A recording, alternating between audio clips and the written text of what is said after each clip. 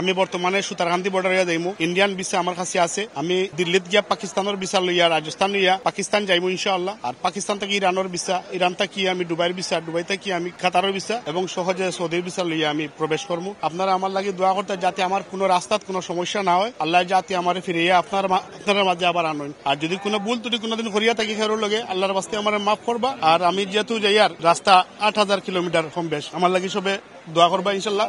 দেশবাসীর কাছে আমার আমি যখন স্ক্রিন করছিলাম, স্ক্রিনের পরে যখন চিন্তা করলাম যে অনেক মানুষ তো মারা যায়, তার সবচেয়ে বেশি আপনজন ভাই, বাবা, মা সবাই। যখন সে মারা যাওয়ার পরে খাট থেকে সবাই বলে কি লামিয়ে শীতল পাটিতে শুয়ে পড়ো। শীতল পাটিতে শোয়ার পরে বলে এই লাশটা বেশি সময় রাখা যাবে না, তাড়াতাড়ি দাফন কাফন করার ব্যবস্থা করো। তাহলে পৃথিবীতে আমাদের আপন বলতে আর কেউ নেই, একমাত্র আল্লাহ ছাড়া। তখন থেকে আমার উদ্দেশ্যই হলো যে আমি আল্লাহর ঘর তওয়াফ করবো এবং আল্লাহর পথে চলার চেষ্টা করবো ইনশাআল্লাহ।